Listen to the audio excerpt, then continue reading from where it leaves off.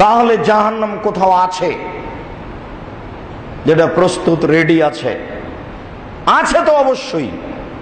আব্দুল্লাহ ইবনে আব্বাস রাদিয়াল্লাহু তাআলা আনহু বলেন যে রাসূল সাল্লাল্লাহু আলাইহি ওয়াসাল্লাম বললেন, আমি যখন মেরাজে গেলাম ফারাইতুন নার আত্তালাতুন নার, আমি জাহান্নাম দেখলাম।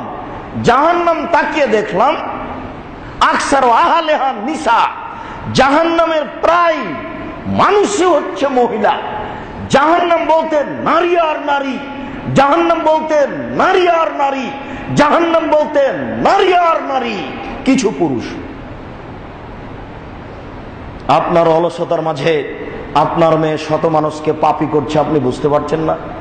আপনার মেয়ের মুখ দেখলে পাপ হয়, হাত দেখলে পাপ হয়, পা দেখলে পাপ হয়, তার চুল দেখলে পাপ হয়, তার গোটা শরীরটা হচ্ছে অন্যের জন্য পাপের বস্তু।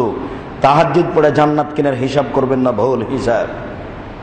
হিসাব তুলে রাখুন, আপনার হিসাব বিচারের মাঠে টিকবে না। বিত্তশালী হলে স্ত্রী বাজারে বাজারে ঘুরবে, এই কথা কে বলেছে?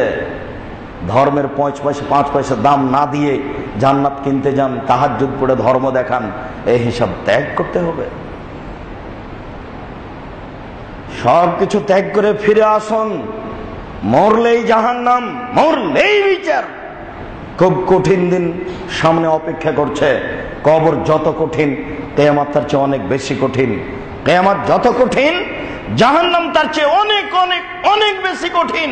কি দিয়ে বুঝায় আপনাকে আমি জাহান্নাম কত কঠিন?